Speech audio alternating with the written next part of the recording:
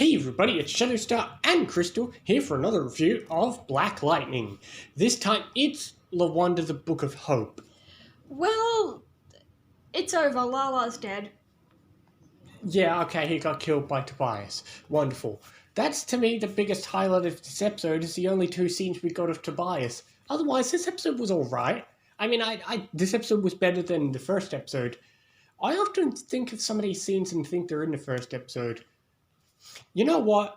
Lynn really needs to have a talk with Felicity, and Felicity can give that speech she gave about Oliver to William. Oh well. But otherwise, yeah, I did enjoy a lot of the conversations about this episode, because, last episode, obviously it's all about Black Lightning coming back, but this time it's more about the repercussions of that. Yeah. Yeah. Which also meant we got finally some actual scenes for Gamby, because he was surprisingly barely in last episode. Oh, yeah. Yeah, so that was enjoyable too, because again, he's one of my favourite characters. But to be fair, when is the tech support not one of the best characters on these shows? Oh, yeah, of course. Yeah, he's always the best character. Yeah, he seems like he could be good. Yeah. But I also find it so weird, that sequence when he's actually being Black Lightning. Like, you think of, Oliver has to, sneak onto a roof or something. It's like, Black Lightning just walks in the front door. It's like, no, I'll take the lift. No, I don't mind. That's the thing. They say he's a vigilante, but he can just waltz right in there. And the people who aren't the bad guys just let him on through. Yeah. So... It just reminds me of the way the world treats Ladybug and Cat Noir sometimes. Wonderful. Well, yeah, the way they walk around, the way people act. I know. It's weird, but it's so weird because in these superhero shows, usually you don't really see the public just seeing them in action. Yeah, plus the difference is this guy actually uses, violence sometimes, while Ladybug and Cat Noir are full-on heroes that don't do, any... Well, that's the thing. I'd say compared to the other superheroes, he does feel more like a vigilante because, for one thing, he's not gone up against anyone superpowered, and the second thing is, he goes in there a lot more violent than, say, the Flash or Supergirl, who, even though they've got powers, their ways of attacking always feel less violent than him just walking in and using electric punches on people. Yeah. Yeah. But, oh well. But... yeah, I don't know, this episode definitely gave a lot more development to all the characters that they deserve, because, think about it, last episode, half the cast was completely insufferable. I feel like this episode did a better job of making the characters feel like better characters. Oh, yeah. Both the girls felt better characters. Lynn, I'm half and half on, but you can kind of see her reasoning. The younger girl, though, is still... not that great. Sure, she's still being Thea.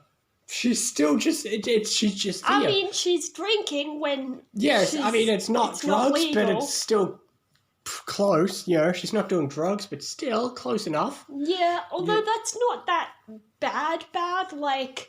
I don't know, but it's still the same point. From what I've heard, it is a common thing for teenagers to drink. That doesn't mean anything. I know. Yeah. But still, yeah, I actually think this was a way better episode than the first episode. The first episode had so many issues. All the characters were insufferable. This episode made most of the characters actually enjoyable characters and made the world a lot better, I think.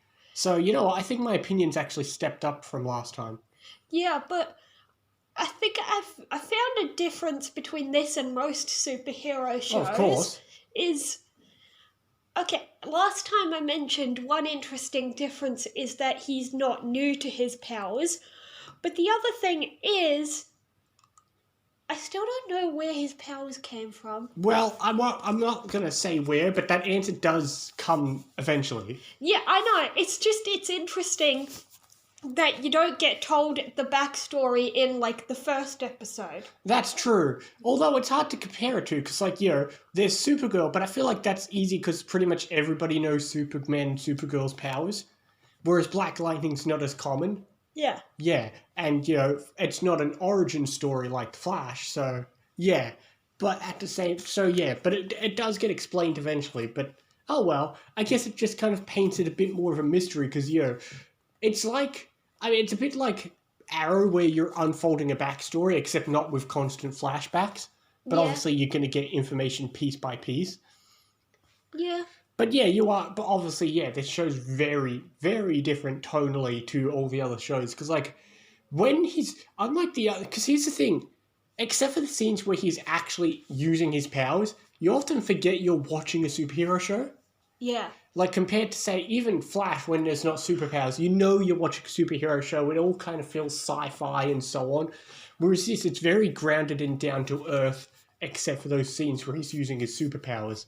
Yeah, definitely. Yeah, which, I don't know, some people like the more grounded approach. I'm kind of half and half on it. It's just different, that's for sure. Yeah, it's okay, but, like, I don't know. It still hasn't been interesting me that much. Yeah, it's a very... Like, the usual amount of interest I give to something new, but at the same time, I don't know, I'm not enjoying it that much. It's a very tricky show to get into, and it's, you know, compared to most of the other shows, it does rank fairly low on my list of shows. It's not my least favourite of the shows we plan on watching, but, yeah, they're way better shows than all the shows we've seen so far. Yeah. Yeah, but oh well, I don't know. I think I'll just give this one 7.5. I'll give it another 8. I'll actually give this one an 8.5, because logically I gave the last one an 8, and this is better than the last episode. Okay. But that's only because I liked a lot of the character development in this episode. Mm. Anyway, what is the next episode called? Lawanda, the Book of Burial. No idea what happens next episode. I don't know why it's... I thought, that's the thing, I forgot she died in this episode. I thought she died in the next episode because it's still called Lawanda. Yeah. I don't know. This show's so weird with its title names. Well, she's dead, but her daughter is still somewhere. I thought we saved her daughter because we killed one, because we arrested what's-his-face. Which is, by the way... But we don't know where his people were holding her, right? I thought she was being held at the motel. That's and true, and they the closed it down. Yeah. I guess we just didn't see that scene. Oh, yeah. It's like in friggin' Medium whenever they cut the end scene. Yeah. That's the one thing I was thinking about. Why... This, you know, in episode 1, he makes this point about, he tells Jefferson, it's like, call me my actual name. It's like, call me Lala. It's like, why is that a gangster name? Remember, in the first episode, his real name's Latavius. That sounds way more badass than Lala. Come on. Why don't you just call yourself Latavius? It's a real name and it's pretty damn good. Exactly, though. It's his real name. He don't want to use a real name. Then pick something that doesn't sound like a friggin' Teletubby. Ugh. I don't know. This show's so weird with their freaking names. Yeah. Oh my god, I'm so scared of Lala. I don't know. This show can be weird sometimes, that's for sure. Yeah. Anyway, we'll see you next time for more Black Lightning and other things as well. See you next time, guys.